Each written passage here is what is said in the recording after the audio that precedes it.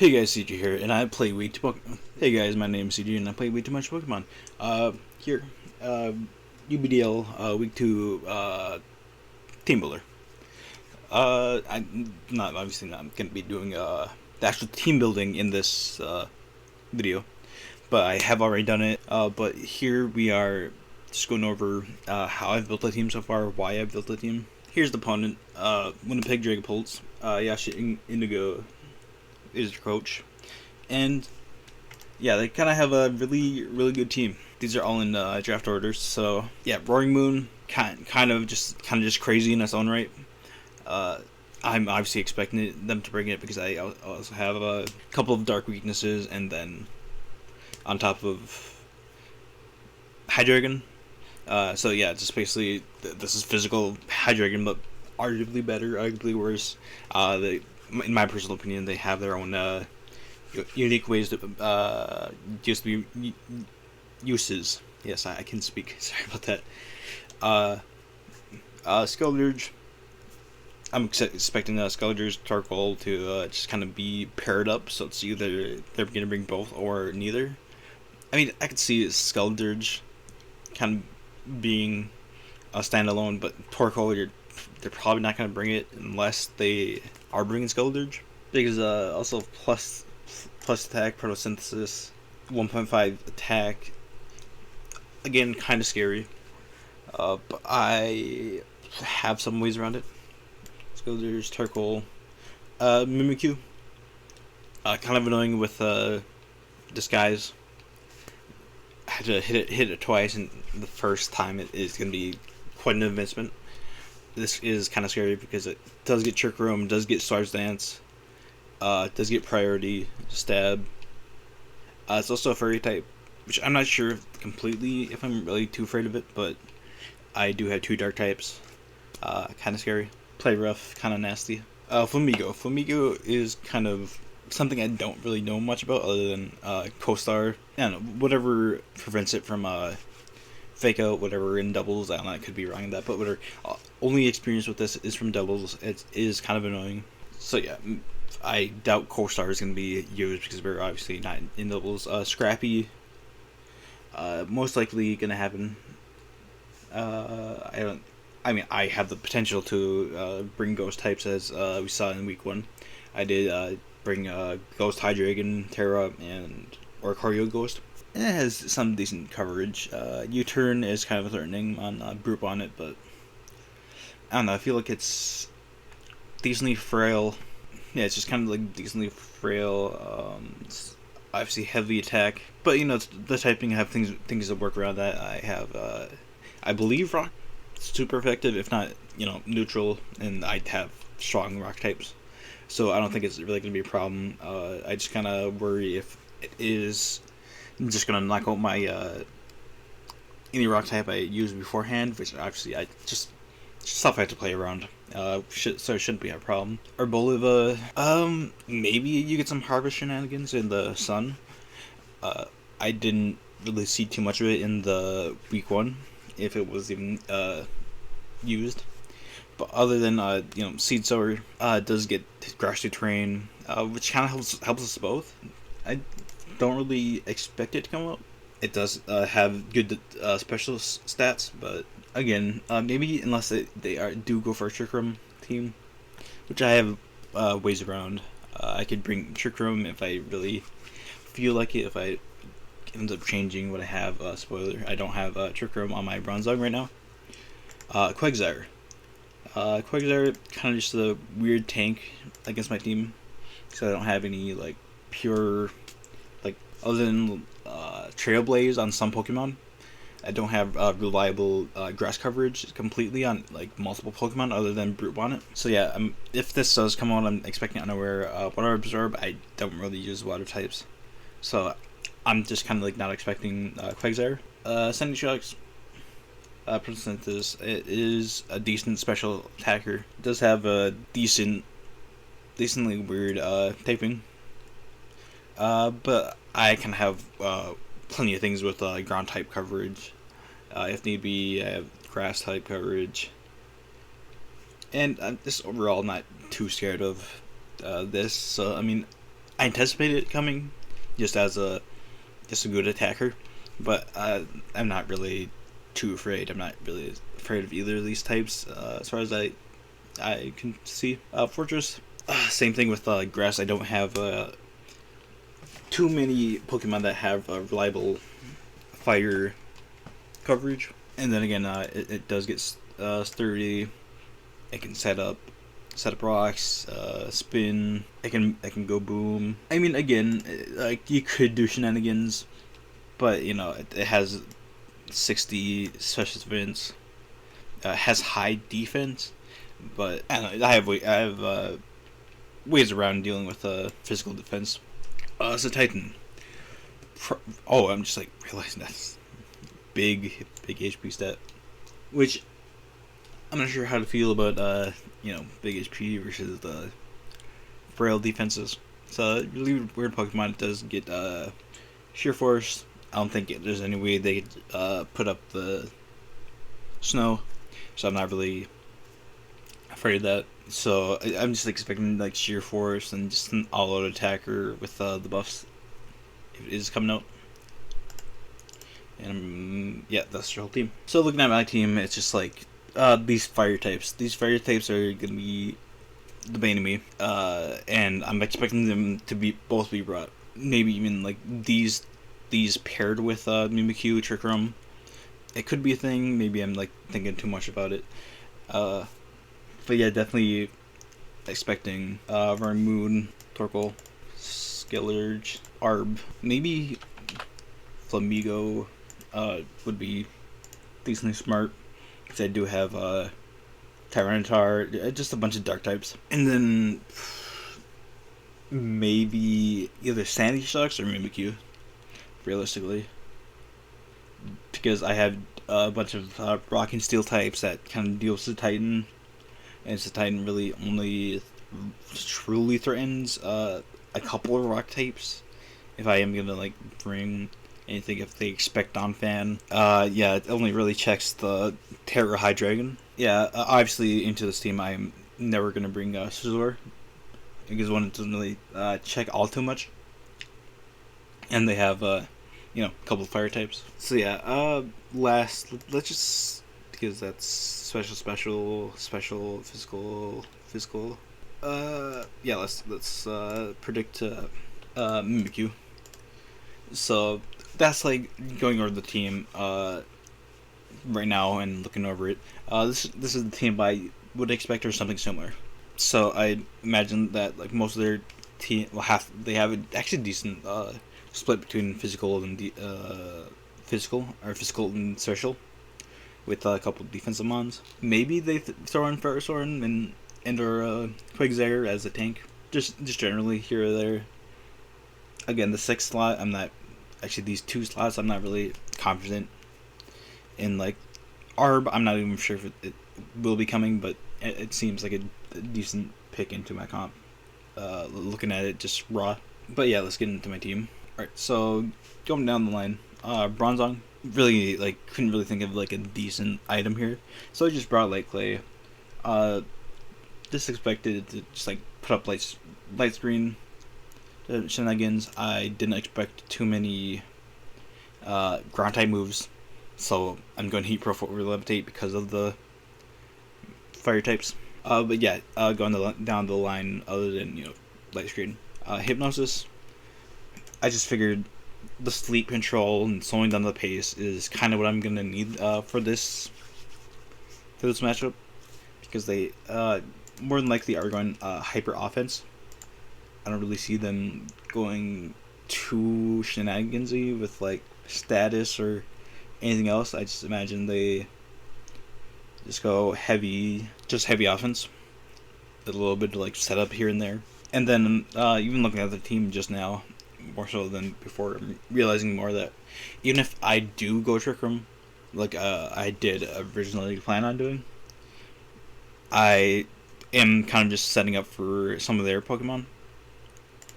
I was tempted to like maybe protect the Trick Room and go in prison, but then I figured no, I don't really want to do that and like risk just wasting a move slot or two, arguably, just to predict something that I'm just gonna predict wrong.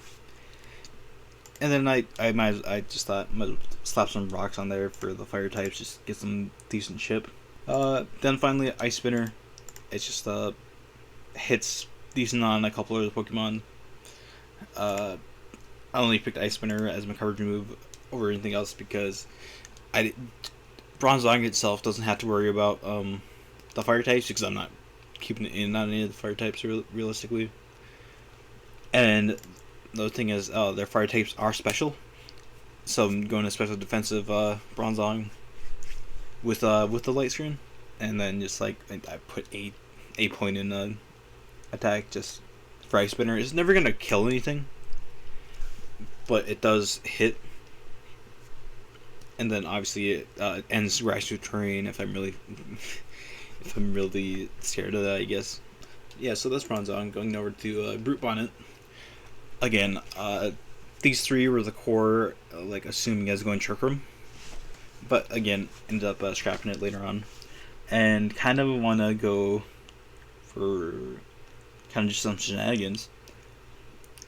With Brute Bonnet, going attack and speed. Attack, full adamant attack and just speed, like a point in special defense. And then, yeah, just so I can do some, like, speed shenanigans. Because I'm already, because what is their team looking like? Like, just base, no investment. 76. I'm out speeding Celadurge, just base. Arbola. Flamigo is scary, and I'm probably not gonna keep it in. It does check Brute Bonnet pretty good. As far as raw typing, Mimikyu is still gonna be faster. Oh wait, this is also 0. This is base? Okay, that's kind of crazy. So yeah, 209 base. Maybe I just didn't change it afterwards, but yeah, 209 after investment. Never gonna outspeed. Always gonna outspeed no matter what. Does outspeed. Always gonna outspeed. Right. Yeah, always gonna outspeed.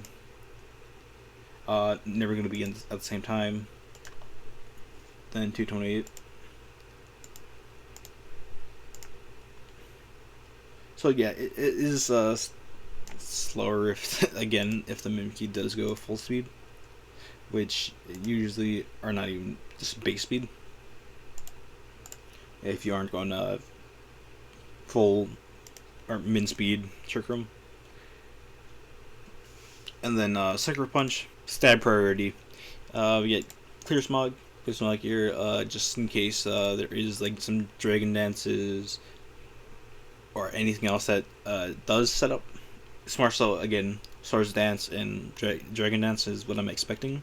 And then because it is decently fast and we have Spore, Seed Bomb, but to give a bit more context on the Brute Bonnet, we have a little bit of a spicy set on our China Dragon Bertha here.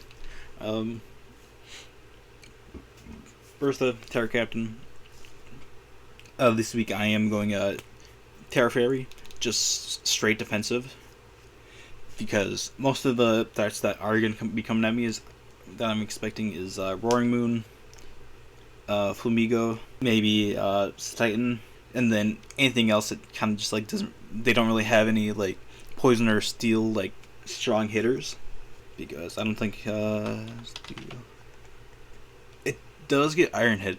This does get Iron Head, so that's the only real problem if they do bring it, like anticipating the Sylveon.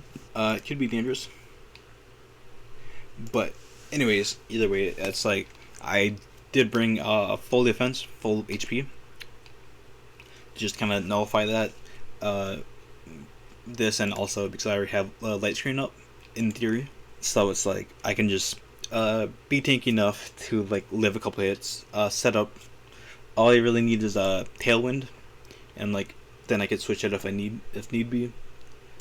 And then Brute Bonnet, whatever 418 that comes out to. 418, you know,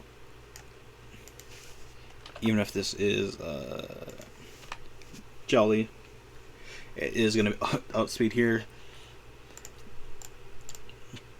and just kind of generally, they do have some varying speed tiers. For the most part, they are slow, so I'm not sure how much I will need Tailwind here looking at it. But definitely Tailwind Brute Bonnet kind of shenanigans. I don't really think many people are gonna expect it. And then if need be, I do just they do go for Iron Head, or yeah, I would Terra like no matter what. Switch, or yeah, Terra Fairy, Tailwind, switch to Brute Bonnet. But the only thing is, it's like unless they Dragon Dance on the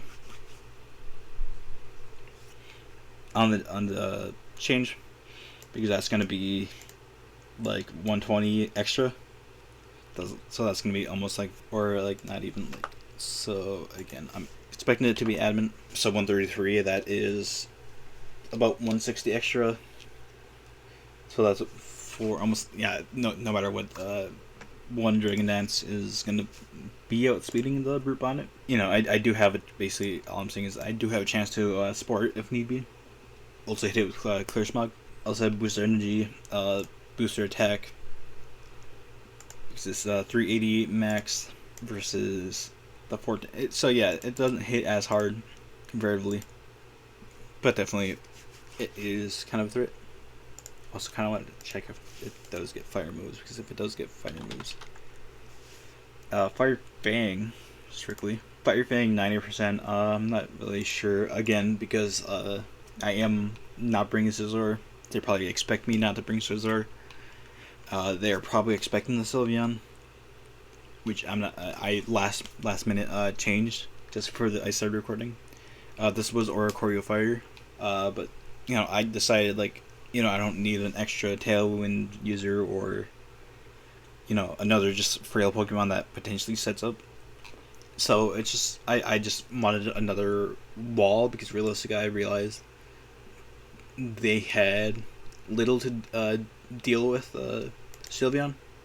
Because if I did go like I am max defense, pleasingly slow, I'm not gonna like change this all too much. Just expecting like if they do want to go Gyro Ball here or there, it's not gonna be doing all that much. This does get Flash Cannon, so maybe this is Rot. So yeah, if we change the team to look a little more like this, again, still not too threatening. Because with moves that I did bring Earth Power, because it only real move that deals with the fire types, and it does hit Shiny Shocks. Okay, so I just wanted to double check their Terra Captains. So I do have Terra Stab, Scoldurge. I'm not expecting it to Terra, realistically, but Sandy Shocks, I will say, is kind of a thing. Most likely going to be Terra Flying, realistically, because it just everyone expects. He probably expects everyone that can have a ground move that will use a ground move against it.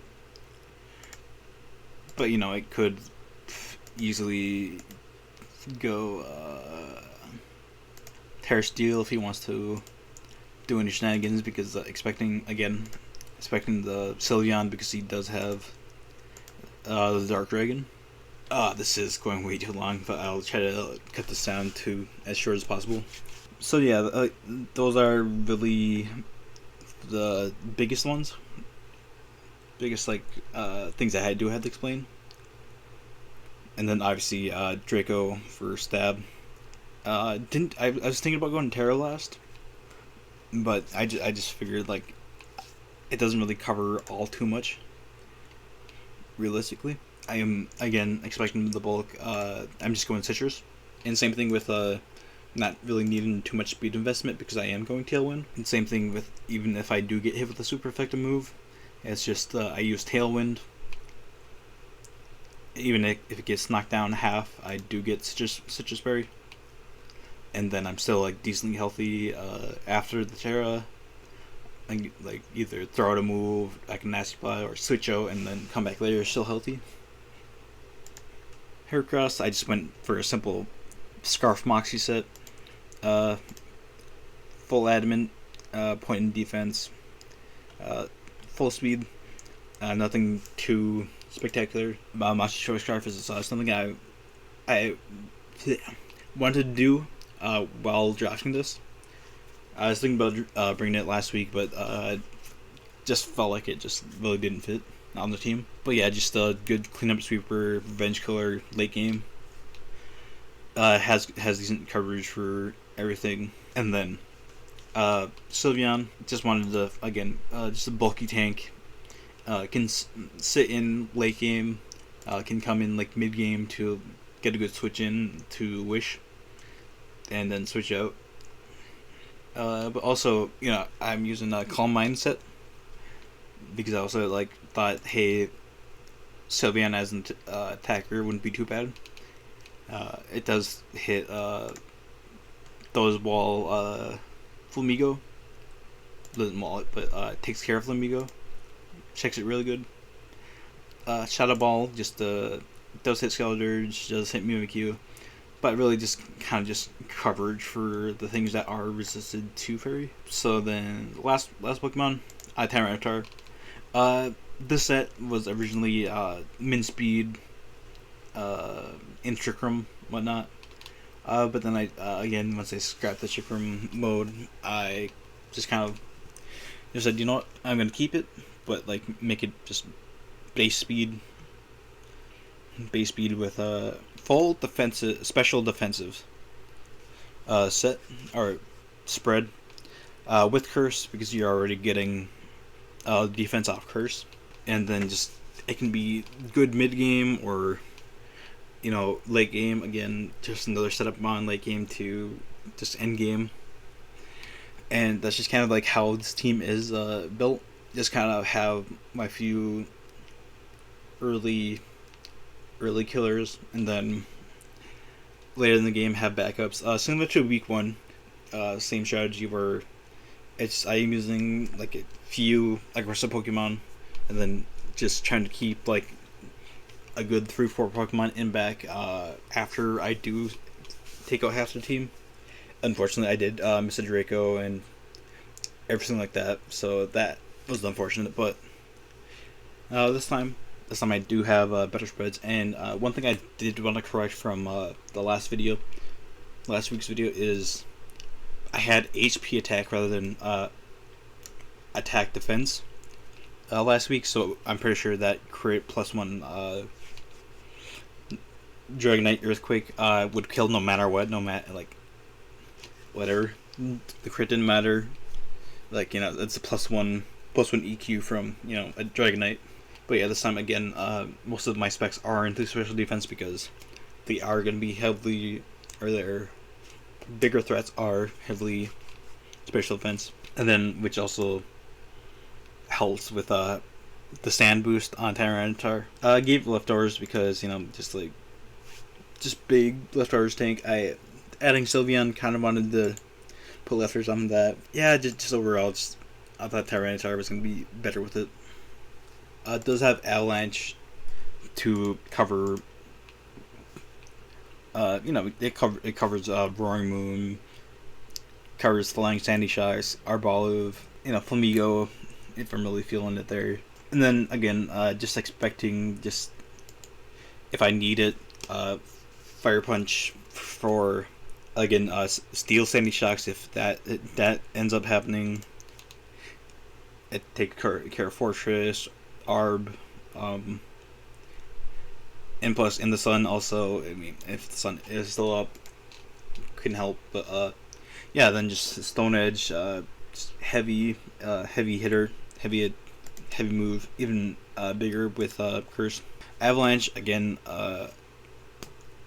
Also wanted to put it because it does double if it is damaged, if it gets hit before it attacks rather. So it is going to be 120 most of the time, super effective, just slapping anything in its path. And I already had the initial 10 extra there. It does have the 4 extra here. So the 250, I'm not completely sure if that is really the be all end all. Actually, no, that's pretty good base. Obviously, could be like gigantic, yes, gigantic. Realistically, but I mean, I don't really feel like I need it to be like, yeah, because if I do go slower, I only really outspeed Skillagers, which I would actually prefer because it's not really hitting me with anything because it's just kind of a new gen stabmon, and then it's a special attacker, so I'm gonna wall it anyways. So yeah, before this gets too long, yeah, that's the draft analysis, the team builder. Okay, with that said, this has been the team builder for UBDL Week 2 for the Shining Renegades. This is CJ. Hope to see you tomorrow.